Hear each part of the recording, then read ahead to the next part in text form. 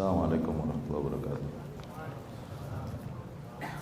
Alhamdulillah nahmaduhu wa nasta'inu bihi wa nastaghfiruh wa na'udzu billahi ta'ala min shururi anfusina wa min sayyiati a'malina. Man yahdihillahu fala mudilla lahu wa man yudlilhu fala hadiya lahu. Wa asyhadu an la ilaha illallah wa asyhadu anna Muhammadan 'abduhu wa rasuluhu, amma ba'd. فإن أصدق الكلام كتاب الله وخير الهدي هدي محمد صلى الله عليه وسلم وشر الأمور محدثاتها وكل محدثة بدعة وكل بدعة ضلالة وكل ضلالة في النار. أما بعد، إخوتي رحمكم الله, masih di bab mentaati penguasa. Qala al-imam rahimahullah, al-imam Ahmad bin Hanbal rahimahullah berkata, wal ghazwu madin ma'al umara ila yaumil qiyamah, al-barr wal fajir la yutrak. Dan jihad harus terus berlangsung sampai hari kiamat, ya, bersama para penguasa, baik penguasa yang baik ataupun yang buruk.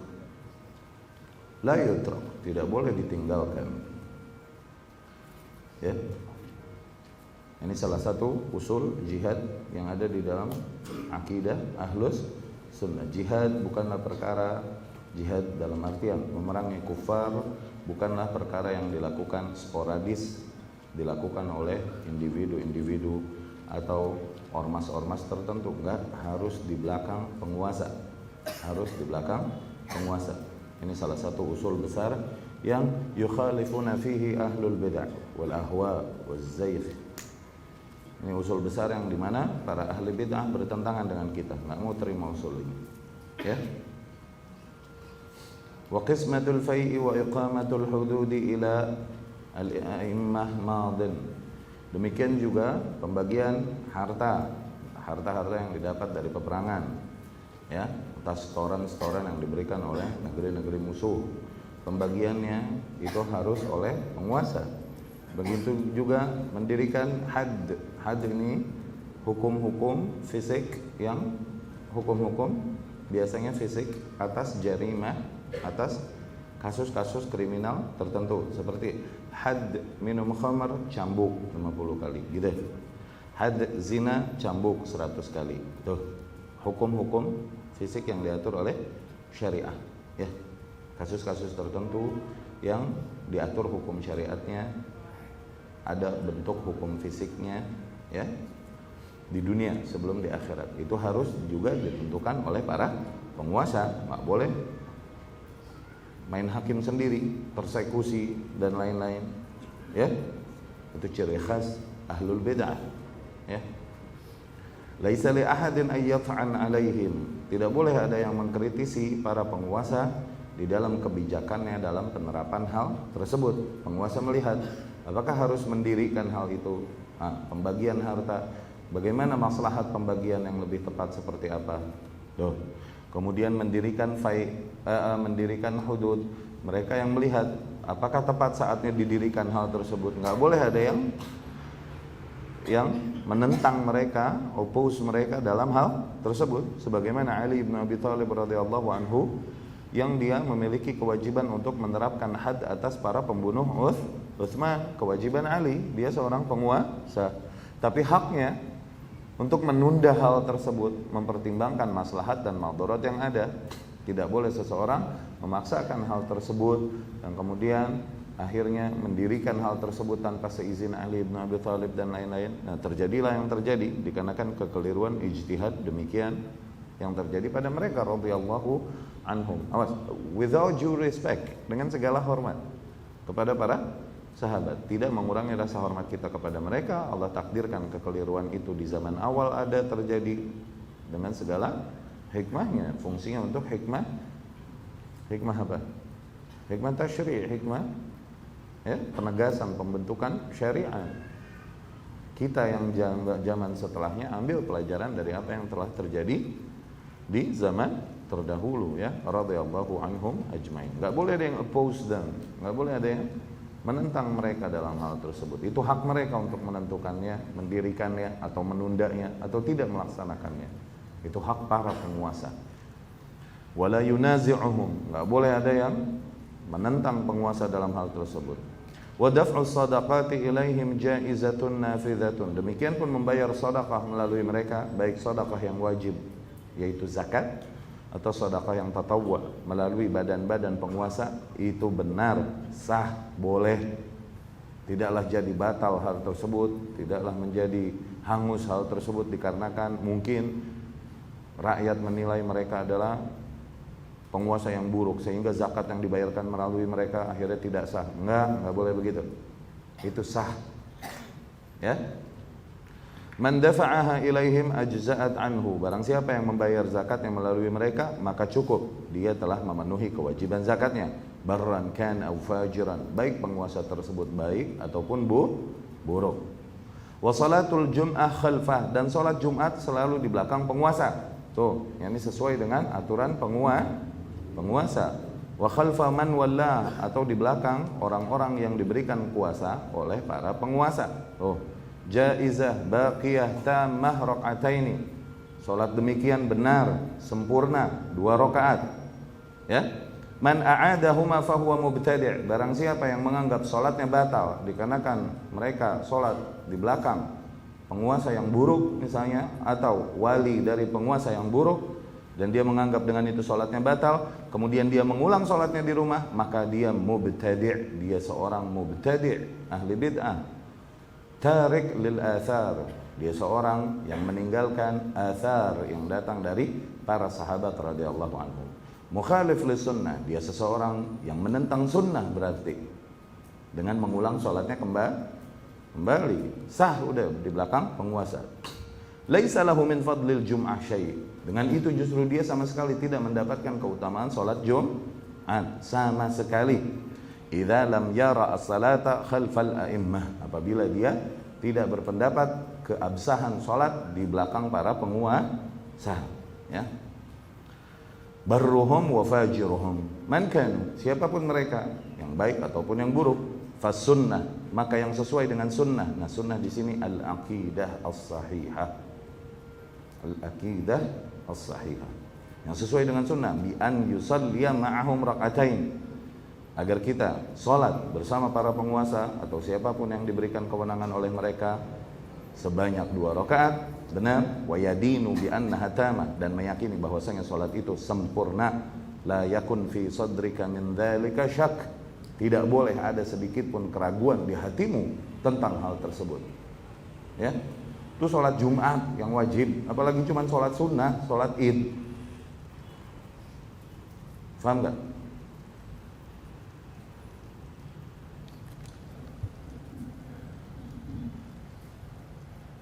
Waktu zamannya Utsman bin Affan pernah kita ceritakan, ketika beliau radhiyallahu anhu jadi khalifah, dia Amirul Mukminin di haji, dia memimpin salat zuhur dan asar.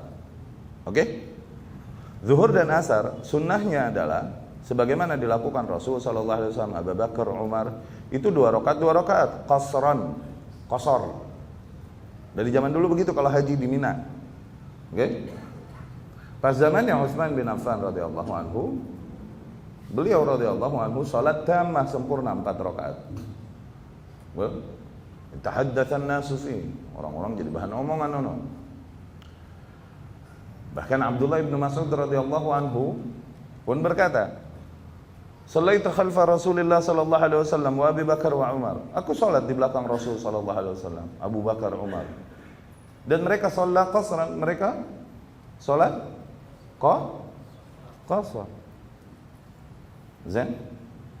Dikatakan kepada Abdullah bin Mas'ud, "Ibta ala Utsman wa sallaita khalfah." Kau ni enggak setuju sama Utsman, tapi kau tetap salat di belakangnya. Ibnu Mas'ud berkata radhiyallahu anhu, "Na'am, al-khilafu syarrun." Iya, gimana pun menentang nanti itu worse, jauh lebih buruk. Kita ngotot dengan pendapat kita, akhirnya bikin barisan sholat sendiri yang berbeda dengan sholat pemerintah, itu lebih buruk. Sholat lohor, sholat asar, gue mau nanya, Ana mau nanya, hukumnya apa? Wajib apa sunnah? Sholat id, hukumnya apa? Yang wajib kita suruh ngalah sama pemerintah. Apa lagi Bang Ses?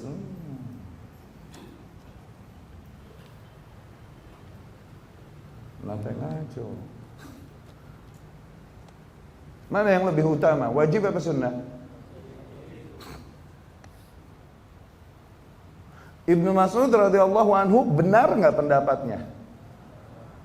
Benar bro, sesuai dengan sunnah Rasul sallallahu alaihi wasallam, Abu Bakar dan Umar. Benar nggak? Benar. Tapi apakah ngotot? Dia tahu dia benar. Dia ngotot nggak bikin barisan sholat sendiri? Ngalah kan? Kenapa? Dia tahu yang punya hak ditaati dalam hal ini bukan aku, tapi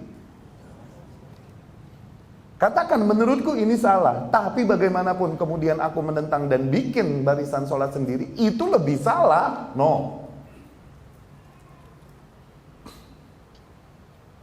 Itu dari sisi Abdullah ibnu Mas'ud. Zain? Dari sisi satunya, sisi Utsman bin Affan radhiyallahu anhu. Utsman bin Affan sebelum sholat, dia berkhutbah dulu. I'lamu, ketahuilah. Annal qasra, bahwasanya qasar itu sunnah nabiyikum, itu sunnahnya para nabi, sunnahnya nabi kalian. Walakin hudutsut tigham, tapi munculnya kaum muslimin baru yang jauh dari pusat keislaman, pusat ilmu, jauh dari tuntunan para sahabat. Mereka sholat. Barulah mereka sholat zuhur, sholat asar, yaitu ketika apa? Ketika haji bersama Rasulullah SAW kah? Atau bersama Abu Bakar, atau bersama Umar. Kemudian kembali ke negeri-negeri mereka yang jauh dari para sahabat. Dikarenakan waktu itu sholat di belakang Rasul, Abu Bakar Umar sholat lohor asar 2 rakaat, nyampe kampungnya dia sholat rakaat 2 tahun sepanjang sholat 2 rakaat sepanjang tahun. No. Dibilangin sholat lohor tuh 4 rakaat, sholat asar tuh 4 rakaat. Dia bilang, apa orang aneh sholat di belakang Rasul 2 rakaat. Tuh, ayo lo. Mana YouTube sama Facebook belum ada.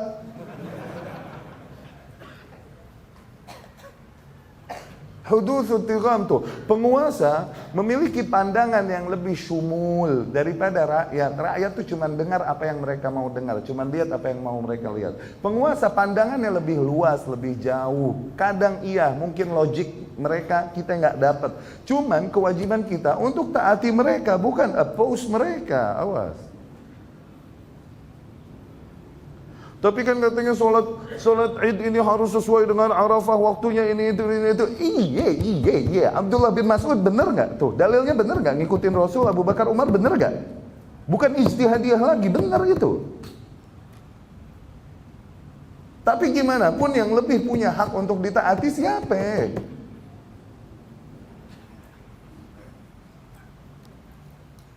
Sholat di belakang penguasa. Sabar, taati. Mau cari dalih pembenaran bahwa hari sholat yang benar adalah sebelumnya, oke, dengan semua dalil, oke, kita setuju. Tapi after all, yang punya hak untuk ditaati siapa? Apakah kemudian ngotot buat barisan sendiri itu lebih baik? Atau justru lebih buruk? Lakukan sholat. Dan kemudian ini perkara ijtihadiyah yang emang haknya penguasa. Kalau salah pun mereka dapat pahala 1. Kalau benar dapat pahala 2. Enggak, jadi kalau salah berarti maksiat yang akhirnya berhukum dengan hukum lain selain hukum Allah. Tetap profesional, khilaf. Jangan dibawa kepada berarti maksiat kepada Allah dan Rasulnya. Waduh. Oke, tahun-tahun depan jangan keder lagi. Tahun-tahun depan jangan keder lagi, awas. Kalaupun, oke lah, katakan perkara ijtihadiyah, oke, sholat duluan atau sholat belakangan dan lain-lain, katakan perkara ijtihadiyah. Tapi tidak boleh kau mengatakan bahwa mereka yang mentaati penguasa berarti penentang Allah dan Rasulnya. Itu sih bablas, salah, itu mulai offense. Itu udah bukan profesional menghadapi ijtihadiyah, itu sih udah offense mulai. Awas. Paham ya? Tahrim al-khuruj ala a'immatil muslimin. haramnya berontak kepada para penguasa muslimin.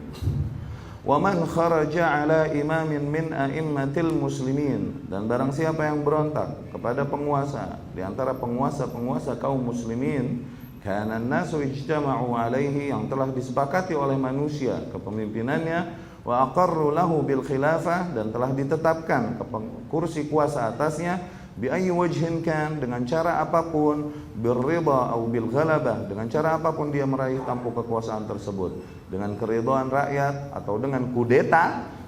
Oke? Dan barang siapa yang berontak kepada imam demikian, faqad syaqqa hadzal kharij asa al muslimin, maka dia si kharij ini, si pemberontak ini telah memecah kesatuan kaum muslimin. Wa khalafal athar, dan dengan itu dia telah menentang athar an Rasulillah sallallahu alaihi wasallam, dari Rasulullah sallallahu alaihi wasallam. Fa in mata al kharij, apabila orang demikian yang berontak demikian mati alaihi, mati di atas tindakannya tersebut, berontak kepada penguasa yang ada, mata mitatan jahiliyah, dia mati dalam kondisi jahiliyah. Ya, ini sebagaimana kaum jahiliyah terdahulu, ya, yang tidak dipimpin oleh satu orang pemimpin pun.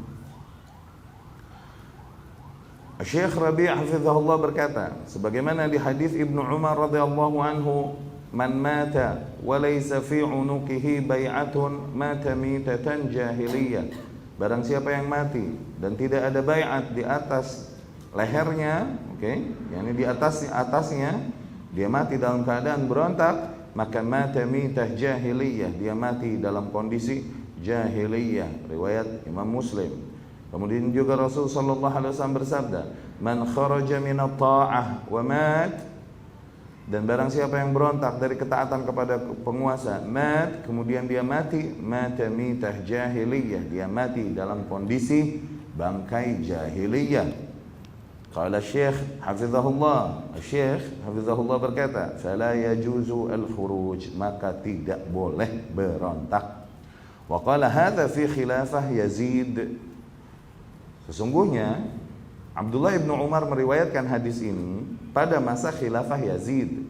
Wa ta'rifuna hala Yazid, dan kalian semua mengetahui kondisi Yazid rahimahullah dari kemungkaran-kemungkaran yang terjadi padanya. Wa ma'dzalik, tapi kalaupun demikian, Ibnu Umar radhiyallahu anhu tetap ra'a al-khuruja alaihi nakthun lil bai'ah. Ibnu Umar tetap berpendapat bahwasanya pemberontakan kepada Yazid tersebut rahimahullah adalah bentuk pelanggaran daripada bai'at. Wa man kharaja alaihi wa mat, dan barang siapa yang berontak atasnya dan kemudian dia mati, ala dzalik, di atas kondisi demikian, maka mata mitah jahiliyah, maka dia mati dalam kondisi jahiliyah. Kemudian qala al-imam rahimahullah berkata, wala yahillu qitalu sultan, Imam Ahmad rahimahullah berkata, dan tidaklah halal memerangi penguasa, wala al-khuruj alaihi, tidak juga halal berontak kepada penguasa, li ahadin minan nas, bagi siapapun manusia di antara manusia.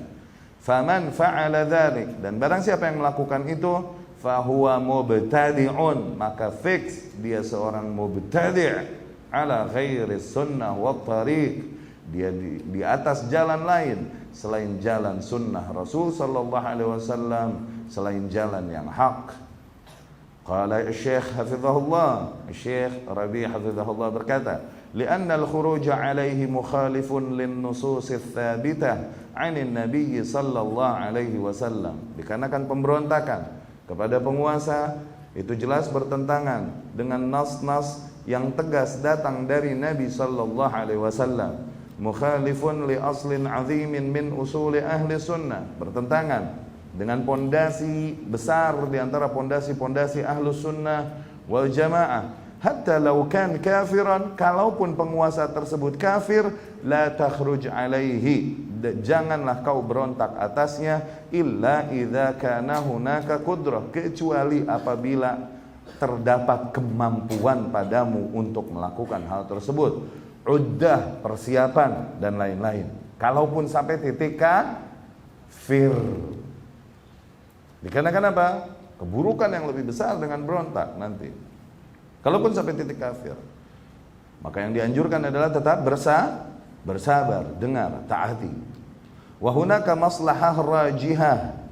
Apabila wa hunaka maslahah rajihah wa laisa hunaka mafsadah rajihah. Tidak boleh berontak kalaupun kafir kecuali ada kemampuan, ada maslahat yang jelas, dan juga tidak ada mafsadah yang lebih dominan dari tindakan tersebut. Hina idzin idza amkana takhallusu minhu fadzat. Pada kondisi demikian, apabila memang mungkin at-takhallus minhu, menurunkan penguasa tersebut yang kafir, fadzat, maka boleh.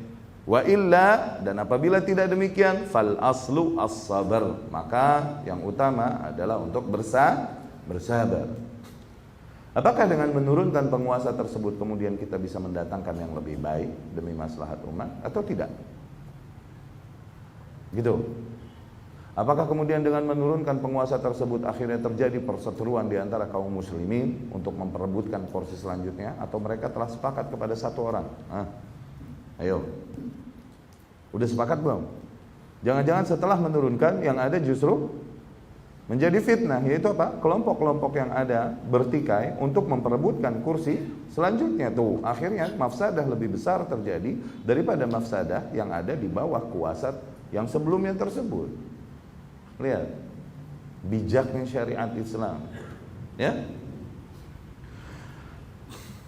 Amma wa huwa muslimun, adapun apabila emang penguasa tersebut muslim, tuh, famadam fi dairatil Islam, apabila memang penguasa tersebut masih berada di dalam range Islam, madam yusalli, penguasa tersebut masih salat, fala yajuzu al-khuruj alaihi, maka tidak boleh berontak atasnya, hatta yarau al-kufra al-bawah fayakhruju bisyurutil lati dzukirat, sehingga mereka lihat sendiri kekufuran yang nyata, maka berontak pun harus dengan syarat-syarat yang disebutkan.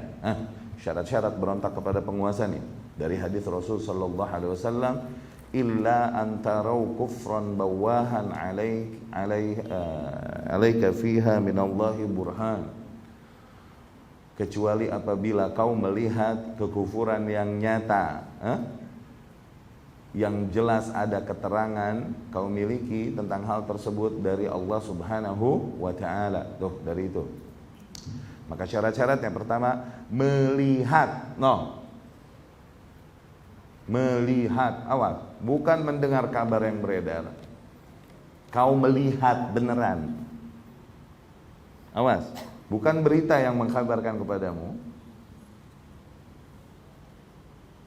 Oke? Kemudian kekufuran yang nyata, awas, kekufuran yang fix, kekufuran. Ya, ini dia fix menjadi dengan hal tersebut menjadi non-muslim. Apabila kekufuran yang sifatnya hanya kesalahan saja di dalam akidah, maka apakah boleh berontak padanya? Buktinya penguasa yang ada pada Imam Ahmad, kesalahan yang terjadi adalah kekufuran. Di mana? Karena akidah, khalqul Quran. Kufur. Tapi apakah dengan itu imam mengkafirkannya? Tidak. Berarti bukan kufrun bawah. Kufur bawah yakni kekufuran yang nyata, yang pelakunya langsung fix jadi non muslim. Tuh. Melewati syarat-syarat tersebut sehingga dia jadi non muslim. Langsung. Pelakunya berarti murtad, fix. Kekufuran yang nyata. Kemudian kau lihat, bukan gosip yang beredar. Yang ada keterangan, dan kemudian kekufuran yang nyata demikian adalah perkara yang disepakati oleh ulama, bukan yang masih ikhtilaf. Awas. Sepakat nggak ulama dia kafir? Bukan yang ikhtilaf. Awas.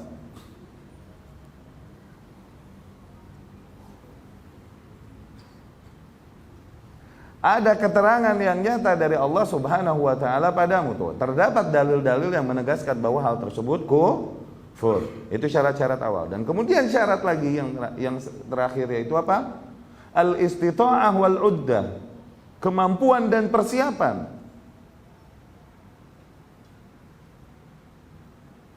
Okay? Mampu nggak kita melakukan hal tersebut? Jangan-jangan penguasa memiliki kekuatan lebih besar yang ada apa? Tertumpahnya banyak darah tanpa tergulingkannya. Satu. Persiapan, apakah kita udah siap menggulingkan kekufuran tersebut? Kesiapan dari tiap individu juga. Yakni, ini penguasa dibilang sama kita kufur. Oke, rakyatnya nih yang mau berontak udah tahu belum yang iman yang mana? Tuh. Ini penguasa Syiah katanya. Oke, rakyatnya nih ngerti belum yang sunnah yang mana? Hah?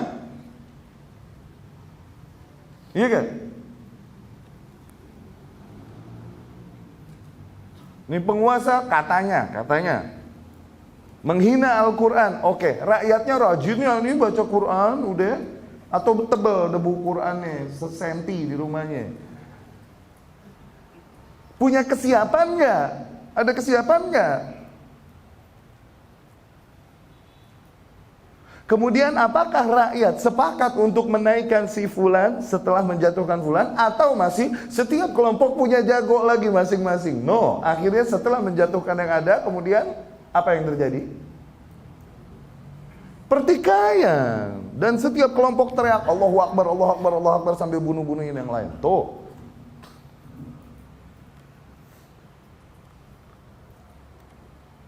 Itu persiapan. Kalau memang belum siap demikian, kalaupun penguasa yang ada, dominasi yang ada adalah sekafir-kafirnya kafir, maka sabar, diem. Tuh, demikian Rasul SAW dan para sahabat radhiyallahu anhum di Mekah 13 tahun. Sabar. Noh. Penguasanya musyrik gak? Para penguasa Mekah pada saat itu musyrik gak? Fix, sebesar-besarnya kesyirikan, bro. Dosa paling besar apa? Yaitu apa? Menyembah hal lain selain. Ada dosa yang lebih besar dari syirik, bro. Ada, apa? Syirik di rumah Allah, di Ka'bah. Tuh, gak nanggung.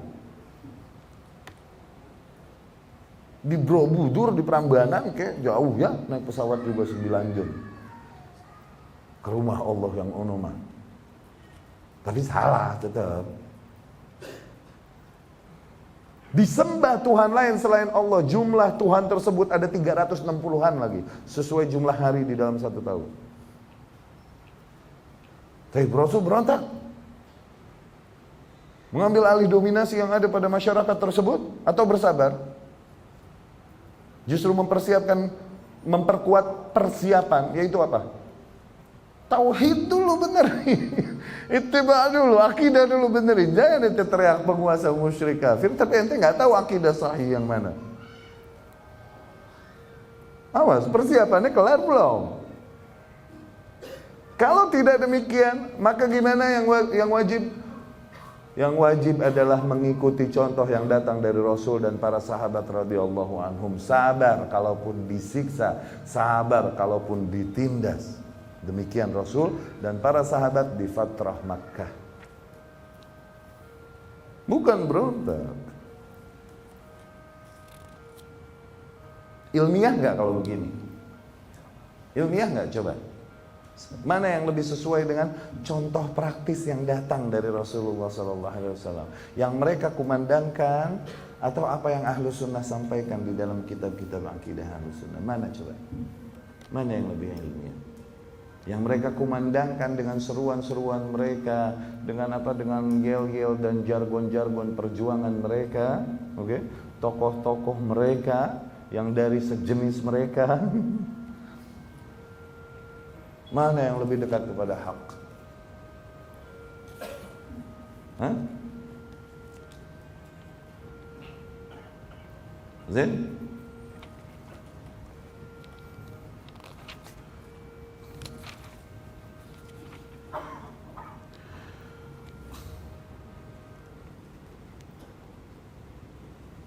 Demikian akidah yang ditegaskan oleh Ahlus Sunnah, ya. Beberapa kali pertemuan kita jelaskan. Kemudian qitalul lusus wal khawarij jaiz. Memerangi para perampok dan khawarij itu boleh. Memerangi para perampok dan khawarij itu boleh. Ya. Al-lis jamaknya Lis, jamaknya lusus. Artinya apa? Perampok, penjarah. Oke? Sepakatlah sama Khawarij. Kenapa? Terjadilah penjarahan ketika khurujnya kaum kepada penguasa. Iya gak? Ketika kaum berontak menjatuhkan penguasa, terjadilah perampokan dan penjarahan. Iya gak? Iya gak? Nah, makanya sepakat. Hilanglah keamanan. Iya kan? Penjarahan di mana-mana, ngerasain lah, ente lah. Iya kan? Iya kan? Ada yang ngambil kulkas katanya kemarin, iya, sama TV.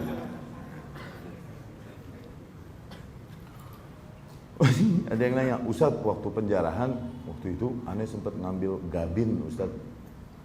Gabin tahu nggak? Quaker gitu, biskuit. Aneh sempat ngambil gabin, Ustadz. Dosa nggak sih? Tanggung, kenapa nggak ngambil kulkas? Dosanya sama, bro.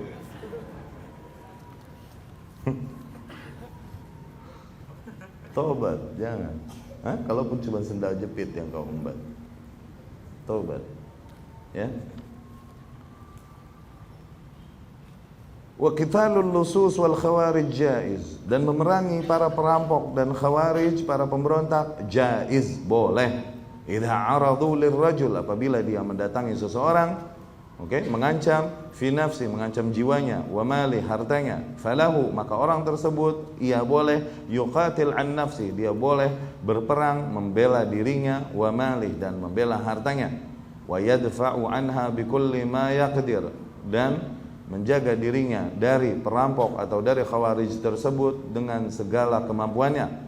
Wa laisa lahu idza faraquhu aw tarakuhu ay yatlubahum, namun orang tersebut apabila perampok atau khawarij tersebut telah lari darinya, maka ia tidak boleh mengejarnya. Enggak boleh dikejar, awas, ya. Wala yattabi atharahum, enggak boleh juga dikejar di mana sarangnya.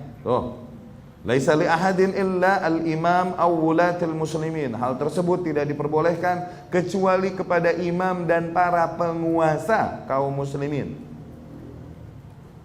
Wa innama lahu ay yadfa' an nafsihi. Yang diperbolehkan bagi tiap individu adalah untuk membela dirinya sendiri fi maqamihi dzalik, di tempatnya itu, on the spot.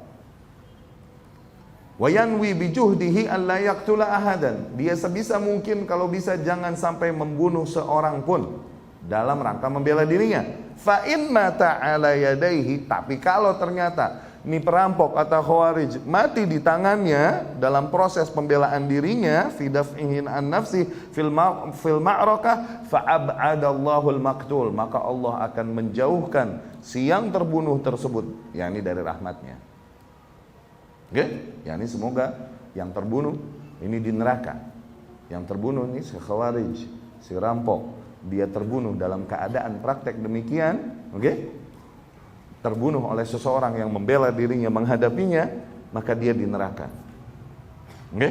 Wa in qutila hadza fi tilkal hal, dan apabila seseorang yang sedang membela dirinya dia terbunuh, dia yang terbunuh dalam kondisi itu, wa huwa yadfa'u an nafsihi wa malih, ketika dia membela jiwanya dan hartanya, rajautu lahu syahadah, maka aku harapkan dia mendapatkan posisi syahid. Ya,